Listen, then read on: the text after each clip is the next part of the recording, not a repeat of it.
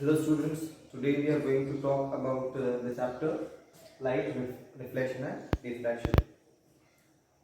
Look here, light has many phenomena associated with it, and in this chapter we shall be talking about two phenomena, that is reflection and refraction of light.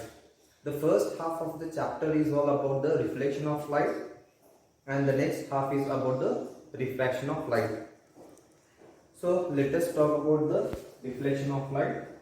You all must be knowing what is reflection of light still. Reflection of light is the bouncing of light from a surface. Reflection of light is the bouncing of light from a surface is called the reflection of light. And the reflection of light obeys two laws which are known as laws of reflection. So before we understand the laws of reflection, there are certain points to learn. See here, let me tell you what is mirror here. Mirror is nothing but plain polished surface is where reflection takes place. It is a reflecting surface, remember. And it is OA, it is an incident ray. Okay, OB is a reflected ray and ON is a normal. So let us know these things. What is incident ray? A ray of light which falls onto the mirror or the reflecting surface is called incident ray. And the ray of light which is bounced off from a surface is called reflected ray. And line drawn perpendicular to the reflecting surface is called normal. Okay, line perpendicular to the reflecting surface is called normal. So after doing these things, let us understand the laws of reflection. The first law of reflection states that angle of incidence is equals to angle of reflection. Angle of incidence is equals to angle of reflection. Do you know, children, what is angle of incidence and angle of reflection? Let me tell you here. This angle, the angle made by incident ray with the normal, is called angle of incidence, and the angle made by reflected ray with the normal is called angle of reflection. So according to the first law of reflection, these both angles are equal. Angle of incidence is equals to angle of reflection. Let us say it is 30 degree, then it will also be 30. Okay.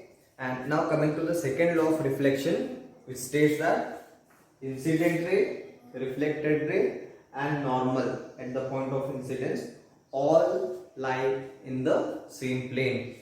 You can see incident ray, normal and reflected ray all are in one plane. Okay, this is called the second law of reflection.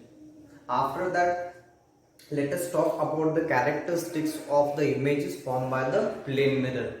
Already you have learned it in the class 8. Just I'll be doing the brush up work here. See here, when you look yourself into the mirror, you can see your image. Yes, and here I am going to tell you what are the characteristics of that image formed by the plane mirror. See here, first of all, the images formed by plane mirror are virtual, which means they cannot be projected onto the screen, and they are erect, which means upright. Okay, they are upright images, and the images are formed behind the mirror. Remember, where the images are formed behind the mirror. They are virtual, erect, and they are formed behind the mirror. And remember, the size of the image is equal to the size of the object. Okay, and the image distance, what is image distance, children? The distance of the image from the mirror is the image distance. Similarly, object distance is the distance of object from the mirror. Okay, so the object distance and the image distance, okay, both will be equal, which means the object and the image are equidistant from the mirror.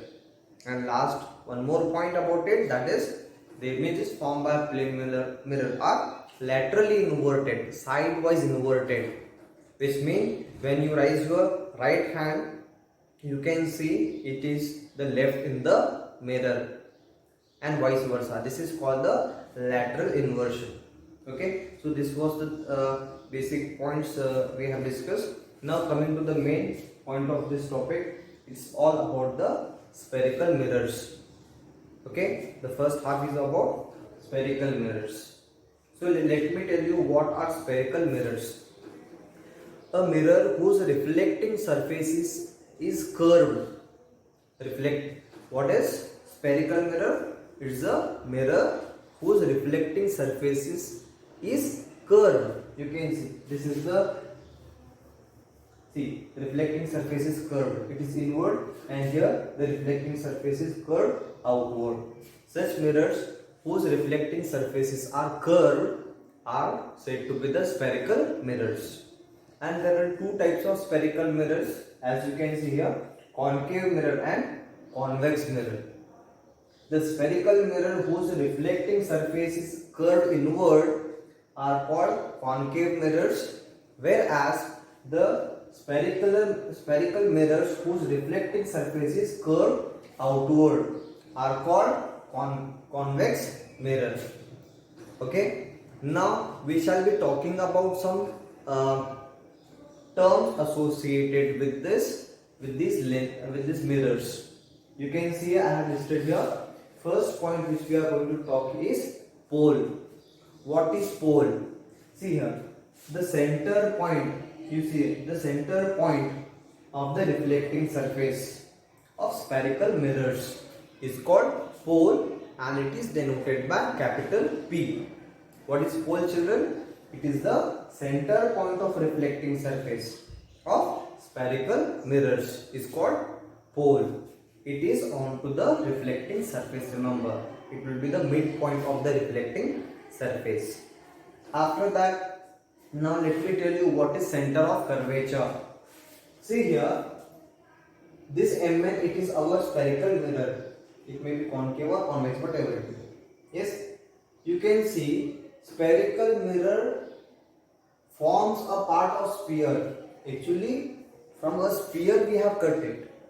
Okay, so it forms a part of sphere, and center point of that sphere is called center of curvature. What is center of curvature, children? Spherical mirror is a part of sphere, and center of that sphere is called center of curvature, and it is denoted by capital C.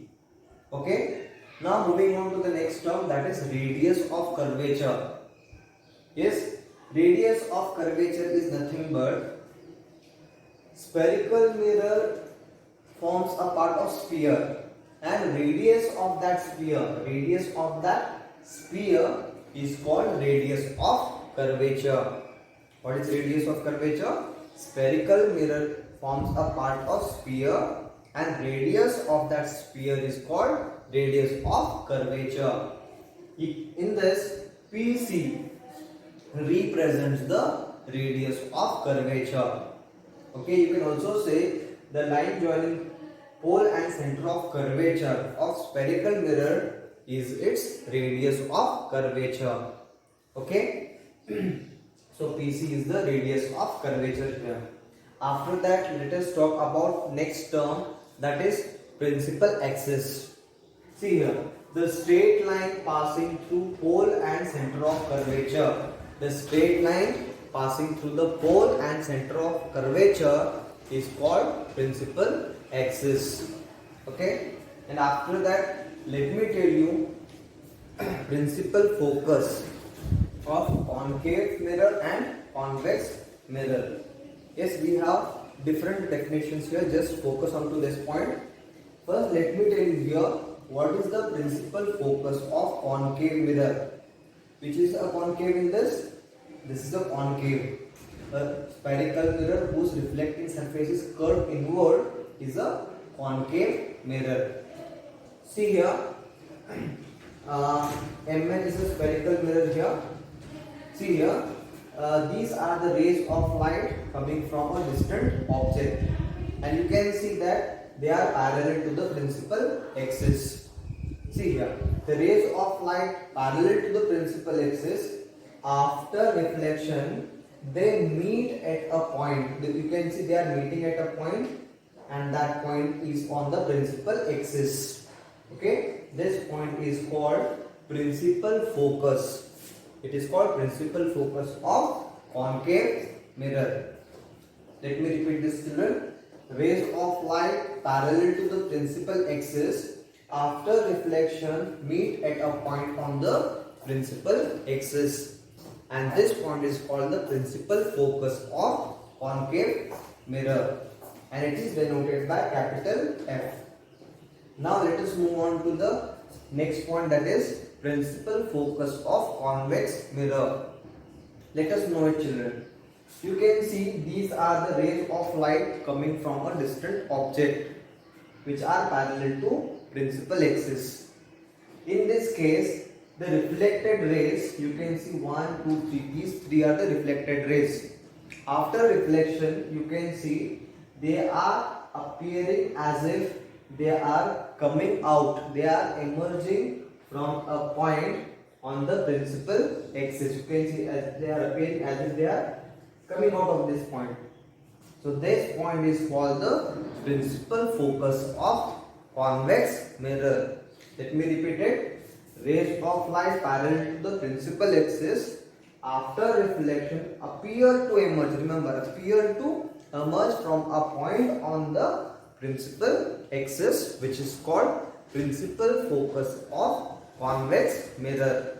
Okay, and you can see it is denoted by capital F. After that, we have another term here, that is aperture. Let us know what is aperture.